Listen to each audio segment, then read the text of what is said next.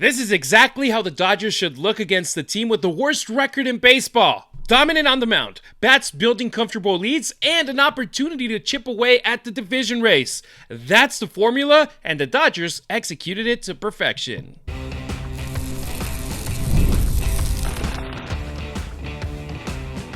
You are Locked On Dodgers, your daily Los Angeles Dodgers podcast. Part of the Locked On Podcast Network, your team every day. It's time for Locked On Dodgers, part of the Locked On Podcast Network, your team every day. Emmett Sheehan dazzled with perfection through 5 innings and gave the Dodgers exactly what they needed down the stretch. But it wasn't just the pitching that had Dodgers fans smiling. Teoscar Hernandez dropped lower in the lineup and responded in a huge way. Plus, we're zooming out to the big picture. The playoff race is tightening with chaos brewing across both leagues. This and more in today's episode, which is brought to you by Game Time. Download the Game Time app. Create an account and use the code LOCKEDONMLB for $20 off of your first purchase.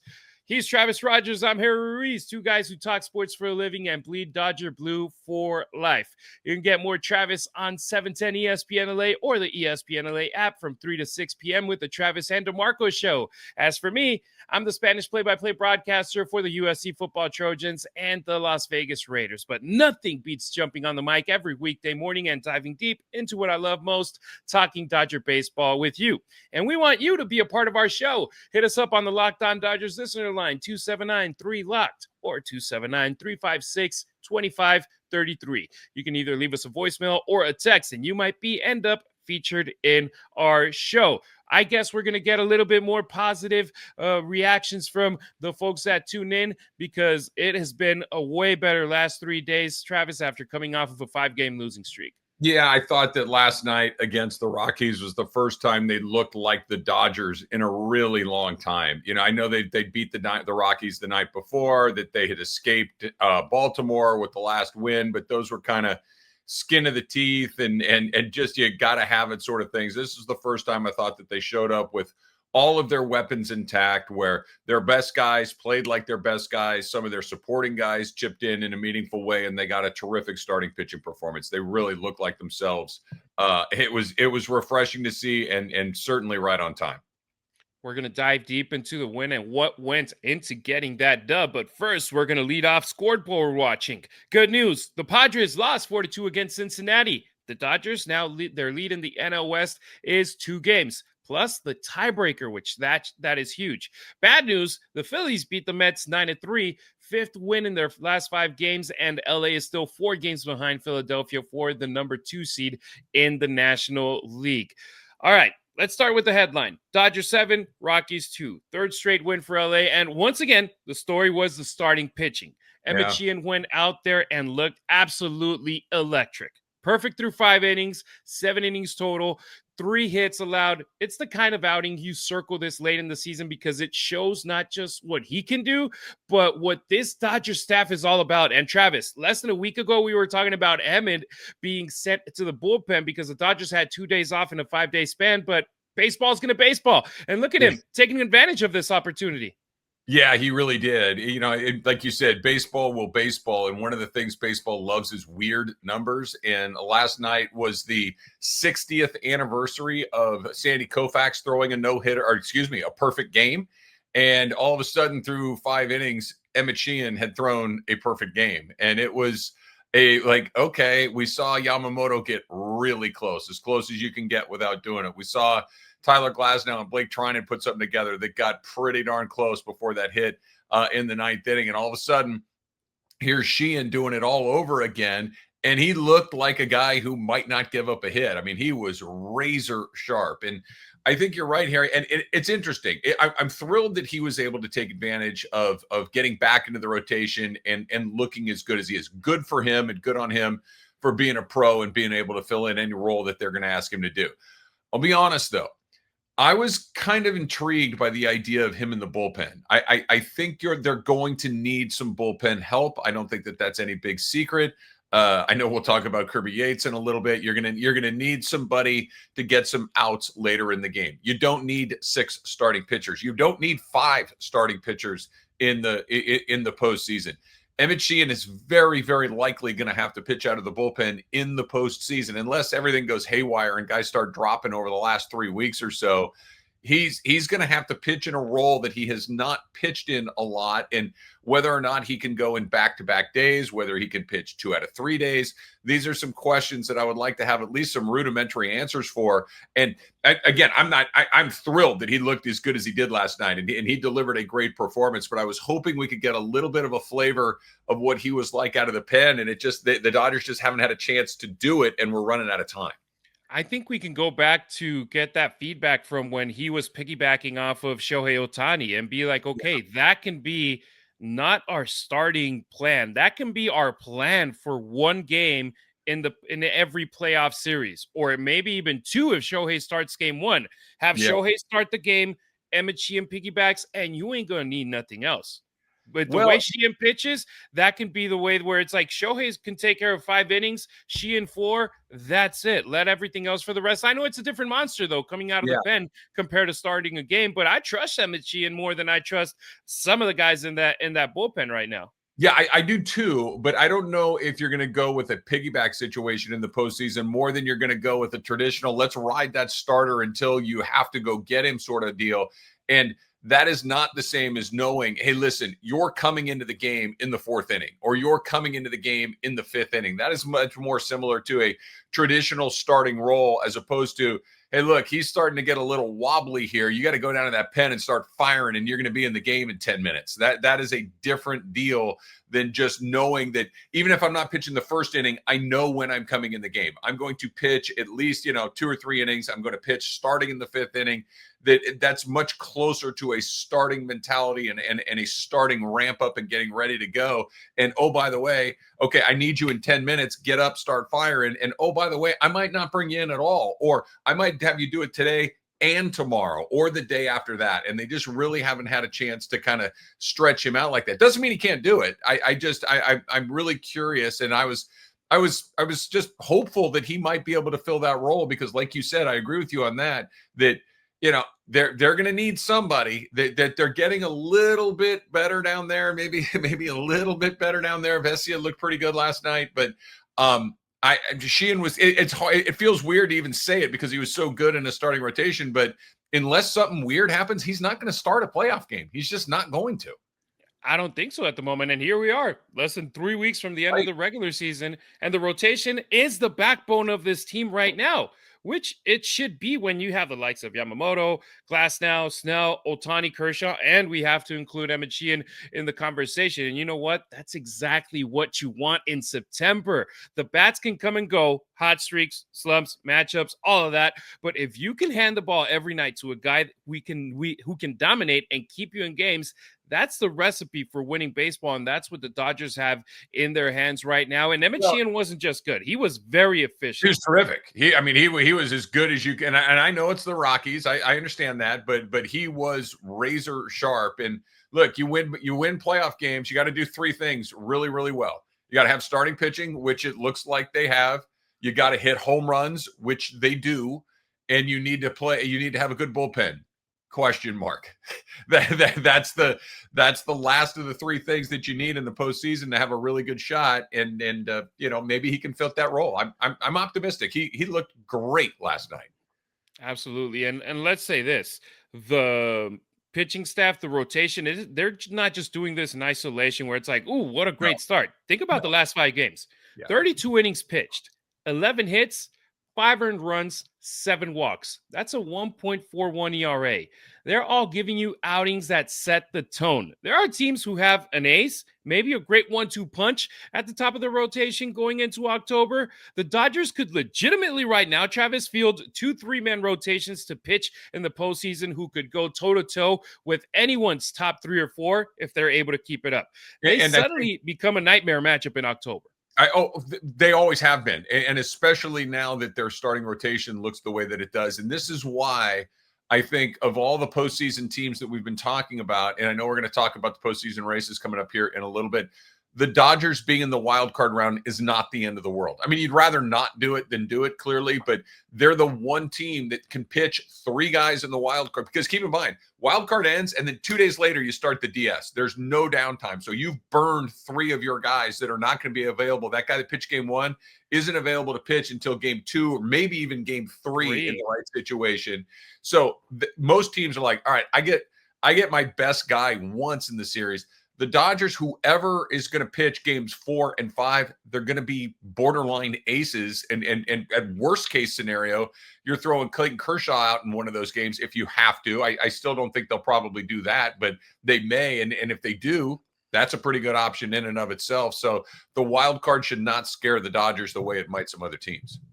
Yeah, no, the only part is the same thing. It's the unpredictability of baseball where you don't know what could end up happening. You lose one game and you're 1 game away from the verge of elimination like last year against the Padres. But in that case, you had already lost 2 and you had to go 2-0 to make it into the next round. But it's undoubtedly going to be something very interesting, something that we're going to experience for the first time since the change in the postseason bracket. But for now, looking into this game, win number 3 in a row for the Dodgers. And it feels different. It feels sustainable. It was better. It feels it was just better. Yeah. It was better across the board. Yeah.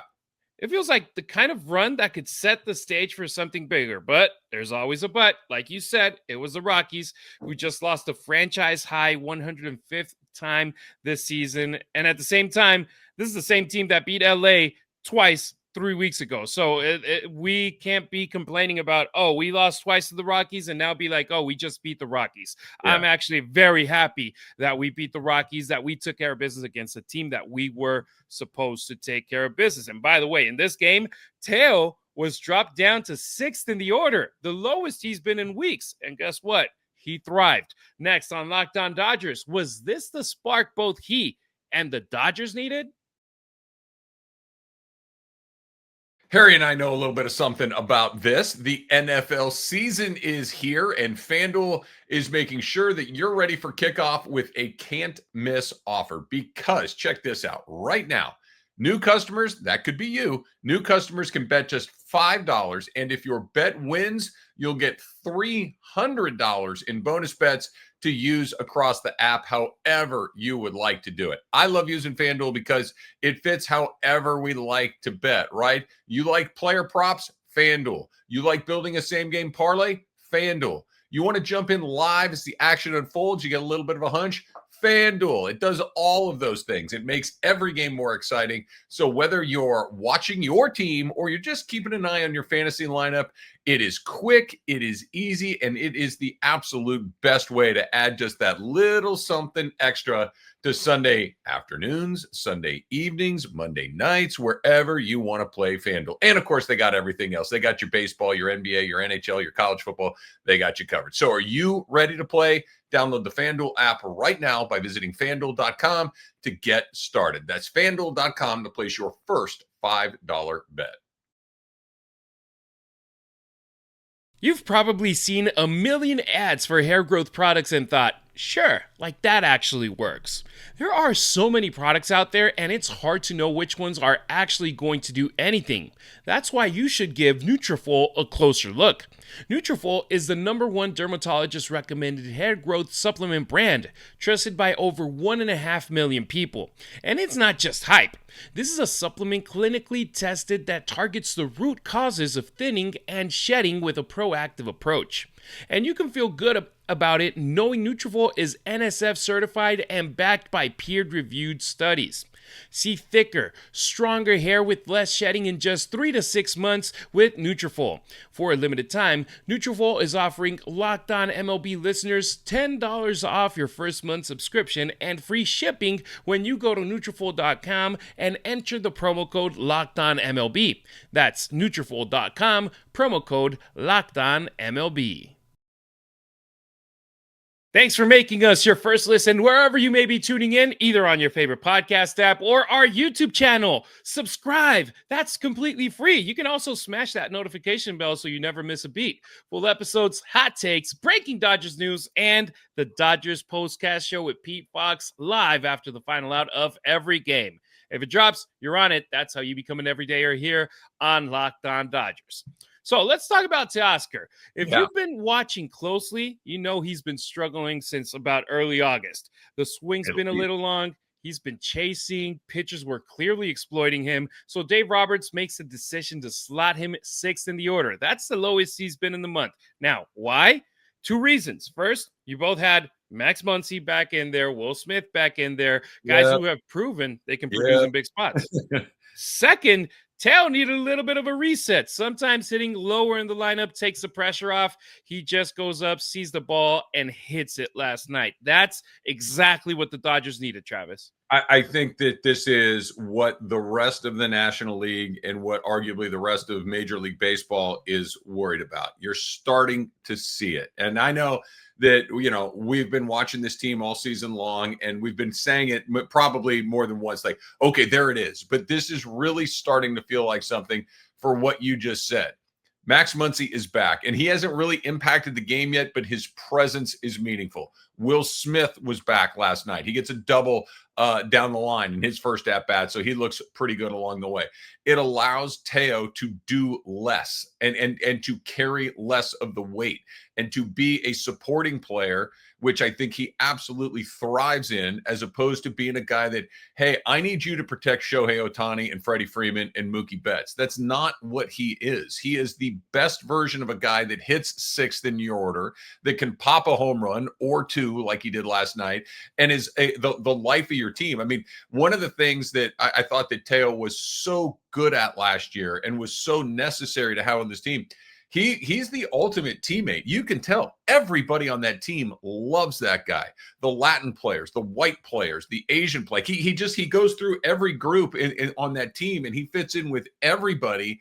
And you could tell he had like a weight on his shoulders all season long, and he took it to the outfield. He took his bad outfield defense to the plate. It felt like he was struggling. And last night, Teo felt like light and fun and good and loose and aggressive, and it showed. And if they get that going, we know Tommy Edman is on the horizon. He's coming back. That team that we've been talking about all season long that's really never shown up might. That's why I'm still very optimistic about this group, because if Teoscar Hernandez looks like Teoscar Hernandez, this is a totally different team. We know what Shohei's going to do. We know what Freddie's going to do. Mookie is Mookie all over again. Like it's the other pieces. It's the supporting pieces. And with Teo near the top of that list, if those guys are clicking, watch out. Before going back to Teo, man, was it great seeing Will Smith back out there with all the uncertainty around him and the hand and everything, being out for nearly a week, getting a double right off the bat in his first at-bat. And then the aggressiveness that we saw from the Dodgers on the base paths, where you had pop-outs to center to right, and they're going from second to third with 1 out, risking potentially getting another out on the base paths. But those movements on the bases ended up becoming runs, and that's something we weren't seeing from this team. And I think our everydayers will know this, and baseball people will know this, but there's a huge difference between being aggressive and being reckless. And what they had done over the last several months was reckless. And you're like, what are we doing? We're making 3rd outs at third base. We're taking the bat out of guys like Freddie Freeman's hands. That's not what this was. This was an aggressive play. It would have been the 2nd out of the inning, which you can do at third base under circumstances. He gets there anyway. He scores on a pass ball. It was a perfect opportunity to try to push something along the way. It wasn't trying to force something. It wasn't being to the point where, had he not made it, no one would be going, what is he doing? It would have been, okay, I get what he's doing. He's trying to get in scoring position with less than 2 outs. It was a heads-up baseball play. It was an aggressive baseball play, and I love what you said, Harry. This is the sort of stuff that they could do. That's their catcher, man. That's not Shohei Ohtani. That's not Ha-Seong Kim, who can run like crazy. This is their catcher, and he's making a heads-up base running play. It was really nice to see. They hadn't scored more than 5 runs since last Tuesday's game, the loss to the Pittsburgh Pirates 9-7. Yeah. It's like, okay, I get it. And if you want to see something different, let the team do it. And they did it, and it worked perfectly. Now the other teams, including the Rockies tonight and the Giants this weekend, they're going to have like, okay, the moment I catch this baseball, I got to be thinking, throw the ball to second, throw the ball to third, because if they did it with a guy like Will Smith, they're going to absolutely do it with a guy like Mookie Betts, with a guy like Shohei Ohtani, especially 100%. Also when you got Ha-Seong Kim out there. Going back to Teoscar Hernandez, 3 for 4, 2 bombs, first multi-home run game since August. His third multi-home run game of the season. That's huge, not just for the stat sheet, not just for the box score, but what it represents moving forward. Because let's be real, this Dodgers lineup, as deep as it is, it doesn't scare anyone in October if Teoscar isn't right. If he's your cleanup guy behind the 3 MVPs, that's not a great position for this team the way that 2025 has gone. But with Will Smith back, with Max Muncy back, and with tonight's return for Tommy Edman, Teo is that bridge. He's the guy who can change a game with one swing. We saw it last year, including in the postseason. Yeah, one of my favorite parts about this game, the baseball, is that how mental it is and how you can get into the deepest, darkest holes, and it feels like you are never coming out. Like go ask Tanner Scott how he's doing right now this morning, and I bet you he's not going to give you a great answer. He's probably feeling pretty lousy about how his season's gone. Go back a day. Had you asked Teoscar Hernandez, hey, man, how's your season going? I don't think you would have gotten a great answer from him. I think it would have been one of those, yeah, man, I don't know. I feel like I'm fossilized in right field. I can't do anything right. And you watched him right before he hit that first home run. And Oral mentioned it on the broadcast a couple of times. Boy, those are 2 pitches that Teo usually would have put into the left field seats. He missed 2 cookies. I mean, 2 meatballs in the center of the plate. And Oral said, he goes, you usually don't get 2 of those in the same at-bat. Well, he got a third one in that same at-bat, and he finally caught it and gone. Comes up again, another home run gone. As quickly and as dark and as deep as those holes of negativity can be in baseball, one swing, one good game, oh, there it is. That's all it is. And everything comes back to the way that it usually is. We saw it with Mookie Betts. Sometimes it takes a couple weeks. Like if you're Freddie Freeman, you don't really slump all that much. You go in and you come right back out. And then sometimes it lasts 5 months. You just never know when it's going to end. And maybe it was just a one-off. I don't know. But you could see the smile on his face. You could feel the lightness in his steps. And as quickly as it goes bad, it can go good. And it felt like it started to go good for the Dodgers last night. I'll also say this, though. Remember a couple of weeks ago when he had 2 miscues at right field? I know it could be a couple of games where he was interviewed post-game and he was like almost laughing and like very dismissive of the situation. Fans were pissed off at that. It's like, man, take it more seriously. A bit disappointed. He's like, game 1 of 162. We'll get more wins, this and that.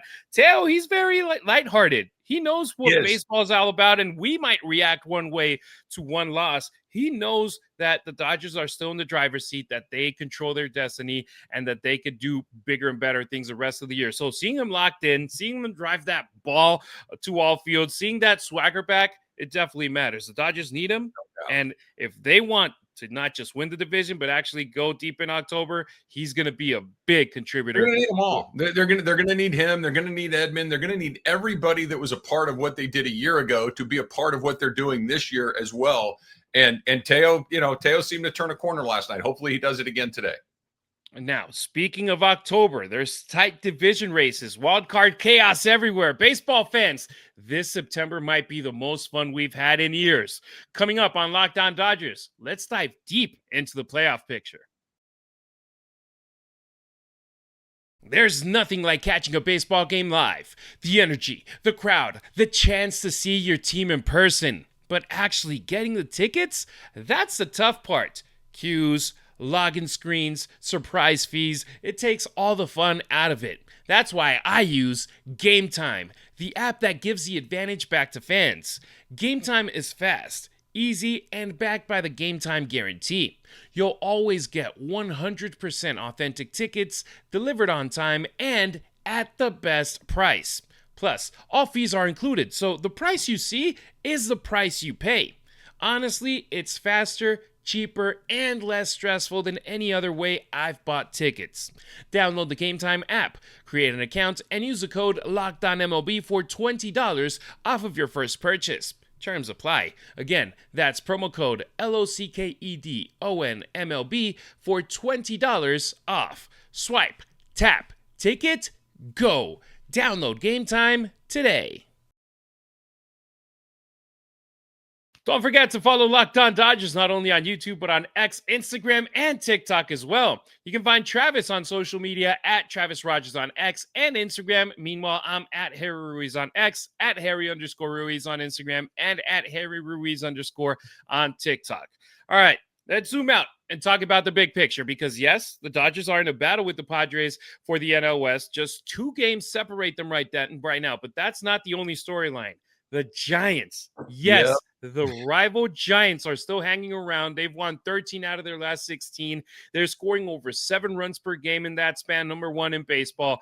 They're only 2 games behind the Mets for the final National League wildcard spot with 17 games to play. That's nothing. That's 1 good week away from flipping the script completely, and it's not just San Francisco.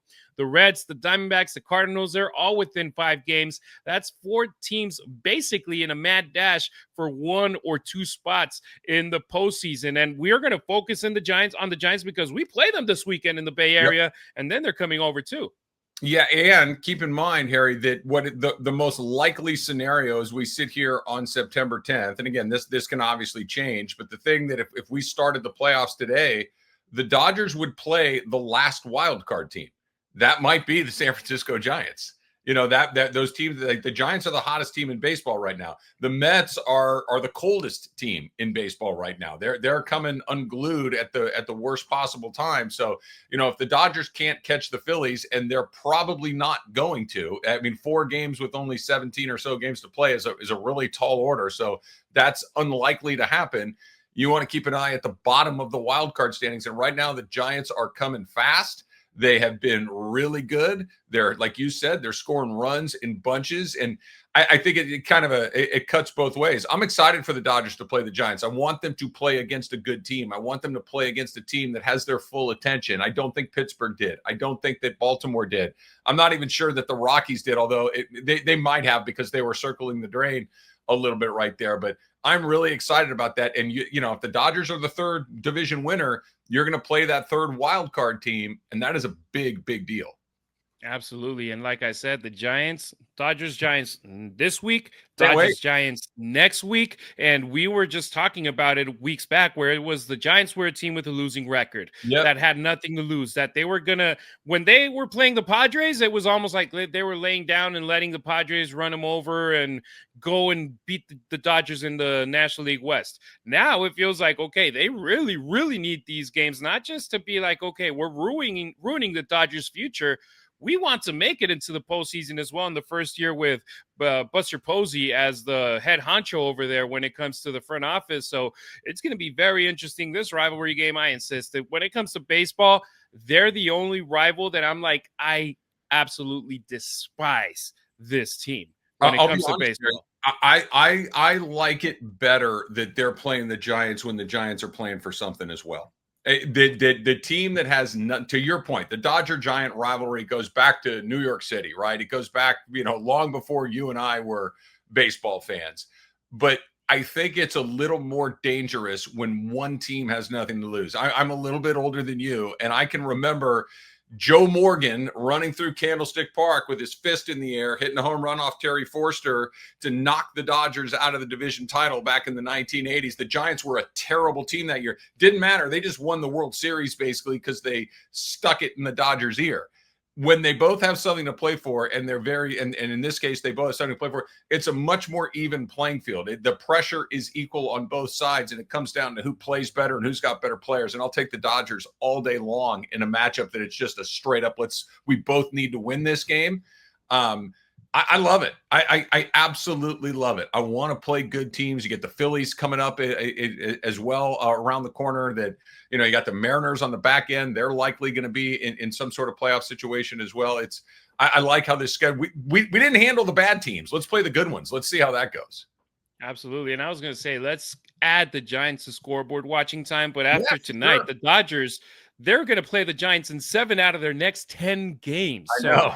That's going to be massive for the boys in blue. But in the American League, similar situation. You've got the Rangers, Guardians, Royals, and Rays all clustered right behind the wild card line. Nobody is out of it yet. And while some divisions already wrapped up, Phillies, Brewers, Tigers, they're all cruising with leads of 6.5 or more games. The other races, pure chaos. 1 game in the AL West, 2 games in the NL West, 3 games in the AL East, and the Red Sox and Yankees are 3 games behind the Blue Jays. For a baseball fan, this is the kind of dream September that you're hoping for. So I'll ask you, Harry, and the everydayers can chime in the YouTube comments. Of course, you can call us on the comment line as well and give your opinion.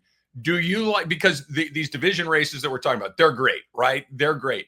But because there's a wild card escape hatch, it doesn't have quite the juice that it would. It's like, hey, if the Padres had to catch the Dodgers or they were out, it's a different vibe than, yeah, if we catch them, fine. If we don't, fine. We're still going to be in the postseason. And you look at all these races that wild card escape hatch is there. I like it because it keeps more teams in the race longer.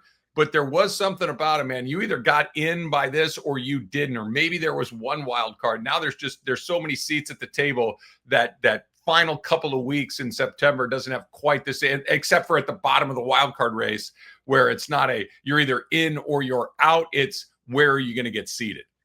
And the thing is, though, if you look at the wild card in the past, yes, it has taken out the, okay, now it's what, 7 teams per league, or sorry, 6 teams per league, 12 teams. That's almost half of every team in baseball making it into the postseason. What I also look at is, well, look at the Dodgers. A couple of years ago, they were ousted by the D-backs. They were ousted by the Padres, who were wild card teams.